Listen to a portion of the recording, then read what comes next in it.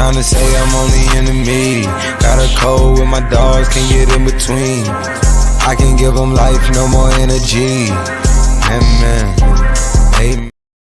Welcome in, everybody. We got more games to bet on today. Who doesn't love more games to bet on? NBA playoffs, couple elimination games between the Minnesota Timberwolves and Warriors for the Western Conference side, and the Knicks and Celtics for the Eastern Conference side. Obviously, Jason Tatum is not going to be in that Celtics game. Unfortunately, suffered an Achilles injury that he got surgery for. So we're going to this game. Boston down 3-1 at home with no Jason Tatum. What's catching your eye in that one, JJ? I think probably Peyton Pritchard. They're gonna need his scoring.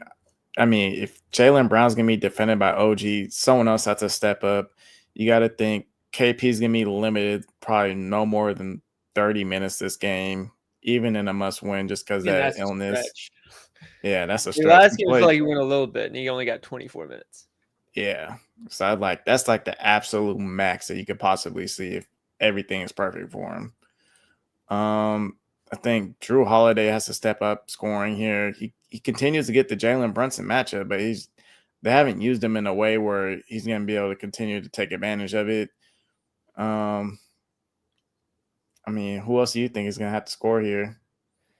I think it's going to have to be, I don't want to say a mix of everybody because that's kind of the cop-out answer, but it feels like when Jason Tatum doesn't play or isn't on the floor at least, there's a lot more swing passes, there's a lot more ball movement. And that's not to say that they're better that way, because obviously they're better when Jason Tatum's on the floor, but the offense does change. It's a lot less iso ball, less pick and roll. It's a lot more dynamic, and that's because it has to be. So I do think we see a little bit more Al Horford threes and touches with some swing passes. We do see more Drew Holiday against Jalen Brunson. We see Jaylen Brown attacking the basket a little bit more aggressively instead of getting the ball, sizing up with 7 dribbles, and then taking a mid-range because there's not enough seconds left on the shot clock by the time he gets to the spot. So I do think it's going to be a little bit of everybody. I think the question is going to be, for me, you mentioned Pritchard, and I do think he has to step up. He's their only true, I want to say, bucket getter from get the ball in my hands and let me score outside of Jaylen Brown now. The question is going to be, is Porzingis is also coming off the bench now. So when you get that boost off the bench from a scoring sense, does it still fall on to Peyton Pritchard, or does Porzingis kind of take some of that? I don't know that I have the answer for it, but I also think that's the luxury for Boston in this position that the Knicks don't know either. So I do see a way Boston steals this game even without Tatum, solely off of that reason.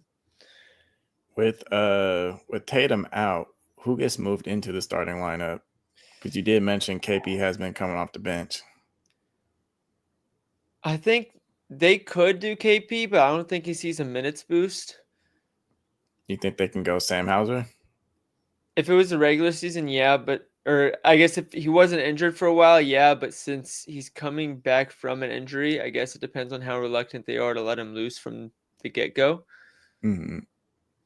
If I had to guess, I think Porzingis probably makes the most sense, and then just run him the first 6 minutes of the first quarter, last 6 minutes of the second quarter, and then do the same thing second half. And then that way you can just put Cornette against Mitchell Robinson in the bench minutes as well. I think, yeah, that probably makes the most sense. Okay. All right, go ahead. I was going to say, obviously, Mitchell Robinson's been a hot topic in this one. Seems like they've taken him off the court when the team gets in the bonus a little bit more now. What's his impact looking like now that that's the case? I mean, I feel like he still played pretty good minutes last game. I think he played about 25 minutes. So yeah, they just changed the rotation up a little bit. Yeah. So, I mean, they still want to keep him on the court. They're just going to find different ways to do that. His impact defensively and on the offensive glass is too much of an impact to just ignore him. So I think probably going to see more double big lineups from the Knicks as well.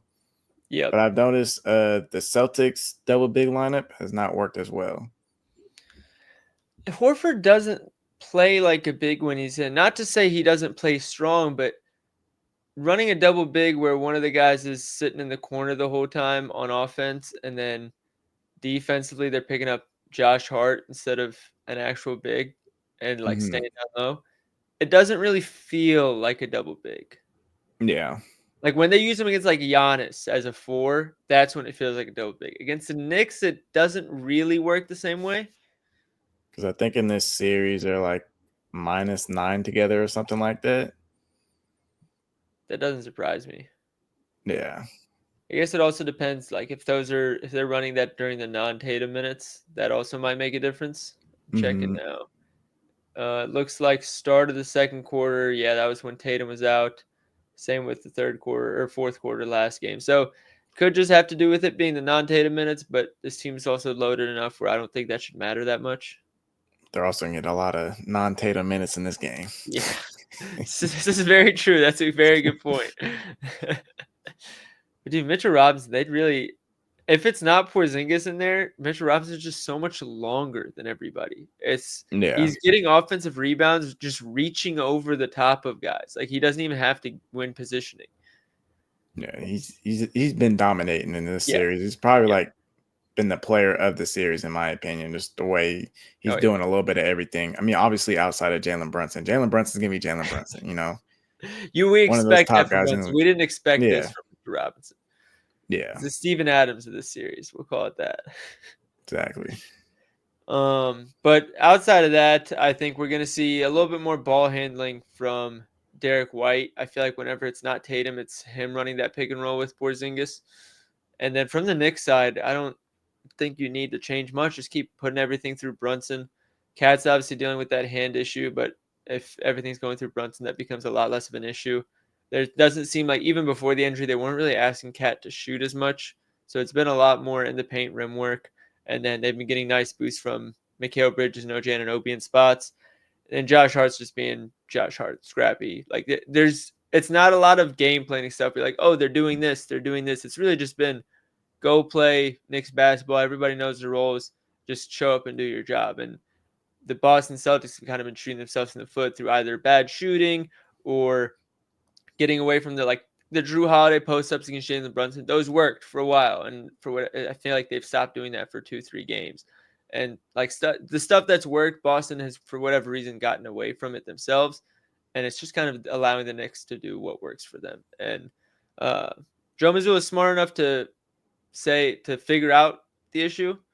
So I do think it's going to be a little bit more of just Knicks doing what Knicks do. There's going to be a little bit of chess played by Missoula in the first game without Jason Tatum. And then I think they take this one 3-2.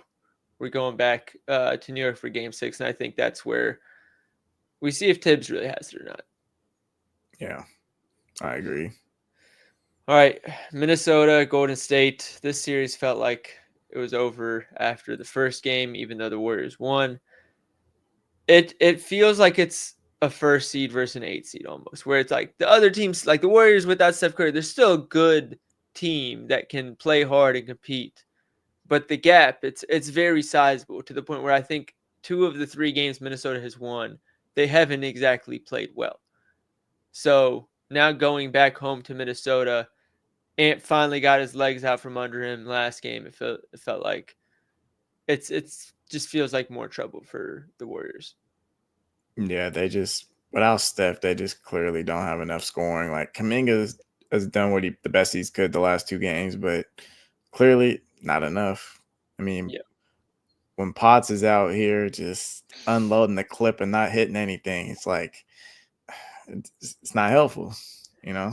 It doesn't help that playoff Jimmy hasn't exactly been playoff Jimmy either. Yeah. He's been surprisingly quiet. Like he's putting up stat lines that I feel like we didn't even see much when Steph was playing, and now Steph's not playing, and we're still getting these stat lines. And it's Buddy Hield saved him in game 1. Buddy Hield hasn't really been able to reciprocate game 1, and they haven't won a game since. That's because Jimmy hasn't. I need to look up his exact stats in the series, but I know it's not ideal. Yeah. But I know you have that report from game 4. Maybe it's worth talking about. Yeah. He was a -30 in a 8-point game loss. And a day later, supposedly they said he had an illness. doesn't really make sense to me because usually that should be going on the injury report, or at least like a beat writer had mentioned something going into the game. They would see him doing something a little bit more unusual, like taking more fluids or something like that, or like they see him like getting some IVs going into the locker room or something. We didn't really see any of that during the game or before the game. So I'm a little skeptical about that one. Yeah, Maybe it's dude. I just an mean, excuse, but he was corner camping, so it is possibility he did have an illness, but I feel like that's just an excuse for how poor this team played during that game. that whole game, it just kind of felt like, I guess, like the 3 games before too. It doesn't feel like the Warriors are game planning for these games, and I'm sure that's not true. By the way, like this isn't me calling them out. Yeah. This is It me just like doesn't it feel like doesn't it. look like there's anything being executed that was talked about before the game. It looks like they're just starting the game and it's like, oh, let's see what we can wing. Like they're just winging it. Like Jimmy had Yeah. 16% usage and 9 field goal attempts last game, and again, they said he was sick. Going Even into that game, they said Kerr was talking about it looks like he wants to play a full 48, you know. Well, the game before, 36% usage, 43 minutes, 33 points, got to the line 9 times, 12 of 26 from the field. So it's like, was that we almost thought we were going to be expecting that the rest of the way, which like I almost for his sake I want to believe the sickness stuff is real. It might be to an extent. I don't know Yeah. that that's enough of an excuse for what we saw. Like I almost would have rather him had 25% usage and shot 5 of 19 and been like, "Hey, he wasn't feeling well. He gave it all he had." Cuz the reality is, like I'm trying to think of like if this is the Celtics and Tatum's doing that, all right, you got Jaylen Brown. If this is the Timberwolves, Anthony Edwards feeling sick, like Julius Randle can pick up the slack and get a little higher usage a little bit. Nobody else can really do that with Steph out. It's kind of Jimmy or nothing. And in a series where you're down 2-1 in you're the second leg of a home game, I feel you gotta just say, like, fuck it. Let's see what I can do. But it felt like they didn't even test the waters.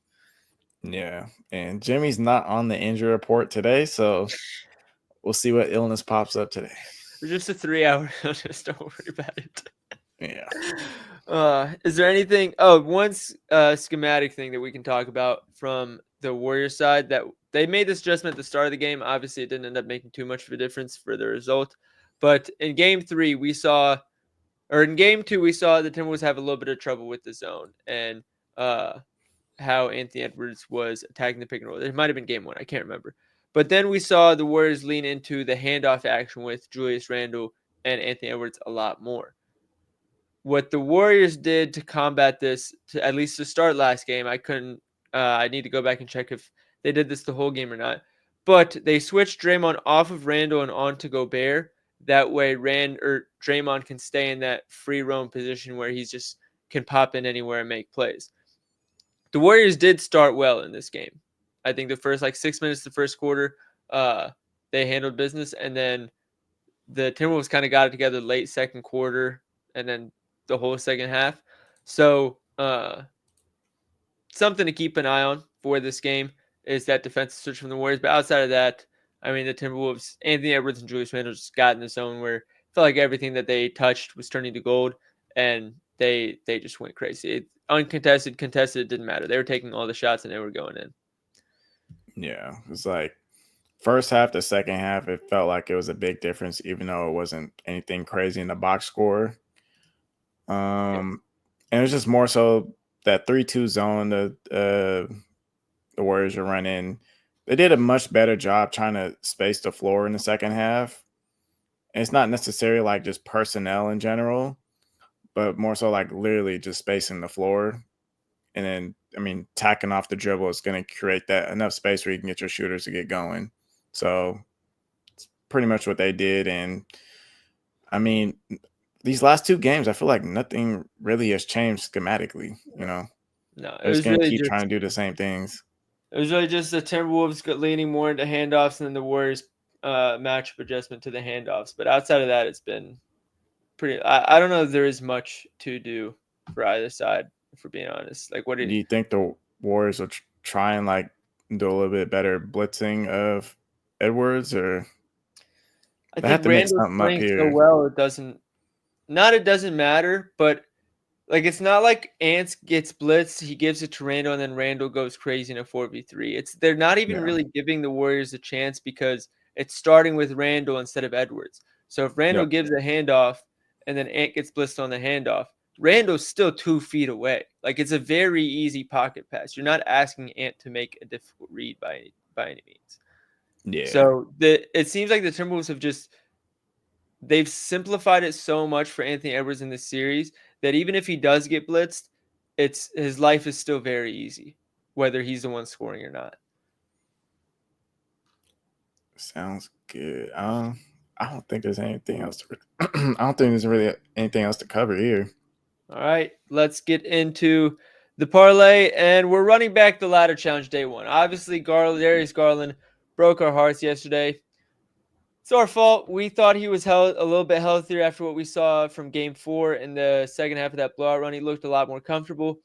In Game 5, he was not. So he ended up selling the parlay, couldn't make a single three. It happens. We move. We're due. And here's what we got today. Drew Holiday, 16.5 points, rebounds, and assists as the first leg. He's had 20 plus in every game without Jason Tatum this season, including the Orlando playoff game. Next up, Mitchell Robinson, 6 plus rebounds. The Celtics do not have an answer for him on the glass, offensive or defensive. So the rebounds should keep coming for him, no problem. And then the next game, we got Jaden McDaniels, over 4.5 rebounds. And I really like this read because he's not guarding Steph Curry after the game one. Game 2, he guarded Buddy Hield, who still draws him away from the basket. But Game 3 and Game 4, he switched to Jimmy Butler. And in those games, he had 13 rebound chances and 19 rebound chances. 5 rebounds. It's not a lot. We're not asking for a lot from him. And we paired that with Minnesota Moneyline because, like we said, there's not much adjustments going on in this series. And unless Jimmy Butler really has one of those vintage Jimmy Butler playoff performances, there's just such a sizable gap between these two teams. With Minnesota going at home, being comfortable winning 3 in a row, we're expecting them to take care of business here. So, ladder challenge, $20 to win $60. If this hits tomorrow, we're going to be putting $40 and pocketing the initial $20. We're trying to turn $20 into $4,500 in 7 days by tripling our money every day and only rolling over the profit. If we hit day one, we're playing with house money the rest of the way, and any day we win after that is profit, no matter what the result is. So, let's start climbing. JJ, you got anything you want to say to hype everybody up? No, it's just hit one. We just need. Hey, Don't let us get let us one. get one. Don't let us get one. Yeah. All right, take care, everybody. Make sure you like and subscribe if you haven't already, and we'll see you tomorrow.